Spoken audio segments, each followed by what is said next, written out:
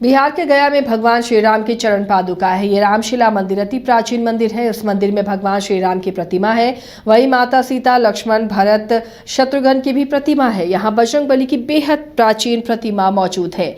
भरत की पत्नी मानवी की भी यहाँ प्रतिमा स्थापित है। इस चरण पादुका के दर्शन करने के लिए 374 सीढ़ियां चढ़कर पर्वत पर पहुंचना पड़ता है।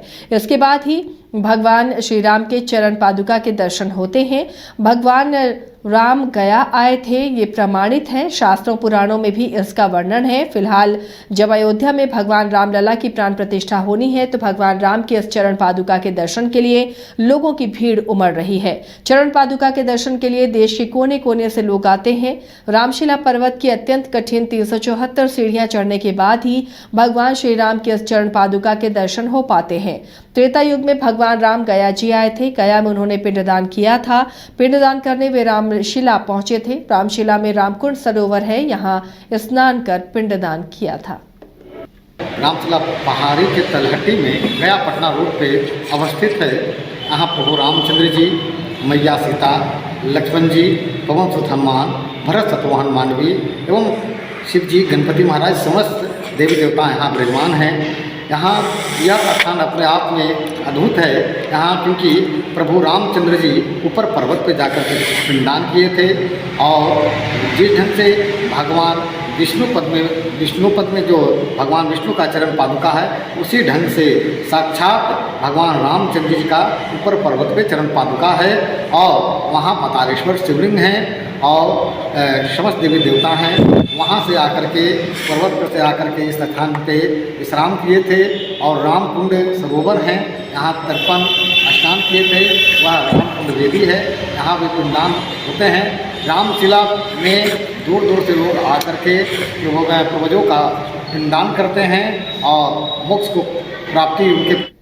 कड़ाके की ठंड के बीच नालंदा जिला के रहुई थाना क्षेत्र में सरकारी स्कूल के छात्रों का आक्रोश देखने को मिला।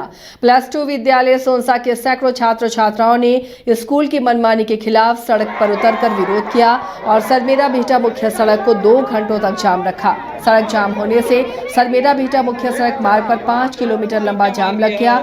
सड़क जाम कर रहे छात्र छात्राओं ने बताया कि पंचायत +2 उच्च विद्यालय सोनसा में न तो शिक्षक अच्छे से पढ़ाते हैं और न ही सरकारी योजनाओं का लाभ छात्र छात्राओं को दिया जाता है। छात्र छात्राओं ने बताया कि स्कूल में प्रैक्टिकल की परीक्षा को लेकर 600 रुपए अवैध वसूली भी की जा रही है। जब छात्र छात्राओं ने हंगामा करना शुरू कर दिया तब जाकर प्रैक्टिकल फ्री में लिया गया। दरअसल एक और रहुई प्रखंड में पदाधिकारी शिक्षा संवाद कर रहे थे। इसी दौरान छात्र छात्राएं स्कूल के मनमानी रवैये से तंग आकर हंगामा करना शुरू कर दिया। छात्र छात्राओं ने पदाधिकारी के सामने भी हंगामा किया। इधर हंगामे को देखकर पदाधिकारी शिक्षा संवाद को बीच में ही छोड़कर निकल गए। हम सबके साथ ना बहुत ज्यादा जुर्म हो रहा है। पढ़ाई को लेकर कुछ हो ही नहीं रहा है। सब टीचर क्लास के बाहर एकदम गप करते हैं रौदम निकलकर। हम सबको सिर्फ छोड़ देते हैं सिर्फ हल्ला करने के लिए। ऐसा होता है पढ़ाई, ऐसा होता है कहीं। हमें बस यही करना है कि डीएम से हमें बात कराओ।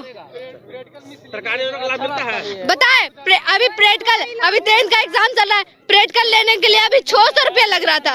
अभी डर के मारे बोल रहा है कि कुछ नहीं लगेगा। अब सरकारी योजना का लाभ बहुत ज्यादा लूटा जा रहा है इस स्कूल में। यहाँ तो रसीद तक नहीं दिया जाता है। होता है कि नहीं सही से? पढ़ाई कुछ नहीं होता है। कौन स्कूल का मामला है? पंचायत +2 उच्च विद्यालय सोनसा। सब पूछ देंगे तो नहीं बताएगा। पढ़ाई नहीं होता है? नहीं पढ़ाई होता है। अच्छा, योजना ये का सब लाभ मिलता है जी? है योजना का लाभ मिलता है? कुछ लाभ नहीं। कौन का देगा लाभ मिलता है? लाभ मिलता तभी पदाधिकारी आया था। वो तो अपना जो बोल रहा था कि योजना का ये लाभ मिलता है, ये लाभ मिलता है, तो अपना बताता तो काहे भाग गया। जब पूछने लगे सवाल तो सवाल उससे पूछने लगे पदाधिकारी से, जो अपना हक जो वो बताया कि ये तुमको मिलता है, छात्रवृत्ति मिलता है, साइकिल योजना मिलता है, सब पूछने लगे तो भाग गया स्कॉर्पियो लेके। तो हम सब यहाँ उतरे, पूछे इनसे। पढ़ाई नहीं होता स्कूल में? कुछ नहीं होता है। रोड कहाँ ले जाम किए? रोड पढ़ाई जब तक ये पुराना शिक्षक है वो सबको हटाओ, किसी को नहीं आता, सब ढेर फेंकवा मास्टर है, सबको हटाओ। इसलिए जाम है। रोड इसलिए जाम है कि स्कूल में जितना भी फीस लिया जाता है किसी का रसीद नहीं मिलता है और मांगने पे रसीद मास्टर सब बोलते हैं कि नाम काट के यहाँ से फेंक देंगे।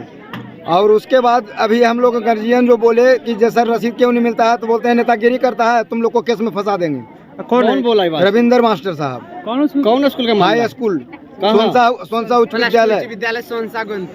हम सबके साथ ना बहुत ज्यादा जुर्म हो रहा है। पढ़ाई को लेकर कुछ हो ही नहीं रहा है। सब टीचर क्लास के बाहर एकदम गप करते हैं। फुलवारी शरीफ में सुधा की तरफ से आयोजित दही खाओ इनाम पाओ प्रतियोगिता का आयोजन किया गया। इस बार बिहार और अन्य राज्यों से भी लोगों ने इस प्रतियोगिता में भाग लिया।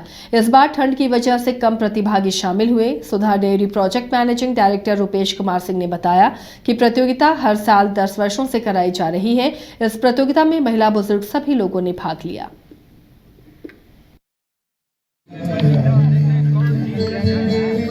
बहुत खुशी का बात है। मोहम्मद फैजल 8 डब्बा खाए हैं। 116 कहाँ से आई हैं आप? हम कंकड़बाग से आए हैं, पटना से। हर साल आती है? हाँ, 2016 से आते हैं और हर बार जीत के ही जाते हैं। क्या लग रहा है मोलेश कुमार देखिए अभी तो रिजल्ट आएगा तब ना पता चलेगा। क्या नाम हुआ आपका? जोशन कुमार। अच्छा लगता है आयोजन में आकर? हाँ, सी ग्रुप के जो भी प्रतिभागी हैं कृपया मार्केटिंग में आ जाएं। आयोजन के पेपर में ही देखे। पेपर में देखते हाँ। इस बार पटना डेयरी प्रोजेक्ट ने एक अभूतपूर्व लक्ष्य को प्राप्त किया है। हम लोगों ने 30 लाख लीटर से ज़्यादा दूध बेचा है इस बार और लगभग 8 लाख किलो दही हमने बेचा, जो हमारे पिछले वर्ष की तुलना में अधिक था। साथ में पनीर भी अब पिछले वर्ष की तुलना में अधिक हमने सप्लाई किया था बाज़ार को, और तिलकुट भी उत्पादन जो हुआ है काफ़ी अधिक हुआ है। और इस तिलकुट आपको पता है सुधा सिर्फ पटना प्लांट में बनाया जाता है, तो हम लोगों ने लगभग 16,000 किलो तिलकुट बाज़ार को सप्लाई किया है।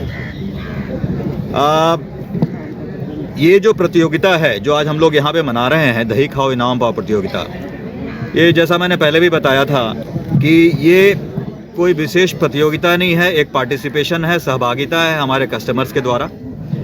इस सहभागिता में हमारा मुख्य उद्देश्य यही था कि अपने जो उपभोक्ता हैं उनको अपने प्रांगण में बुलाएं, उनसे बातें करें और उनका जो सुझाव है उसको हम आमंत्रित कर रहे हैं। तो हमारे जो टीम है मार्केटिंग का और हमारे जो सहकर्मी हैं, ये लोग उनसे बातें कर रहे हैं और मैं भी पर्सनली सबसे मिलूंगा अभी, और उनसे उनके जो मन में विचार है और भविष्य के जो उनका अपेक्षाएं हैं पटना डेयरी प्रोजेक्ट से, इसको भी हम समझने का प्रयास करेंगे। अगली खबर राजधानी पटना से है, जहां एक अधिवक्ता को जान से मारने की धमकी मिली है। पटना हाईकोर्ट के अधिवक्ता हैं कौशलेंद्र नारायण, जिन्हें जान से मारने की धमकी मिली है। अधिवक्ता ने बताया कि धमकी भरा कॉल पड़ोसी देश के व्हाट्सएप पर आया था। अधिवक्ता ने इस मामले को लेकर आला अधिकारियों को जानकारी दी, साथ ही कोतवाली थाने में लिखित शिकायत भी दर्ज कराई है। कोतवाली पुलिस अब मामले की छानबीन में जुट गई है।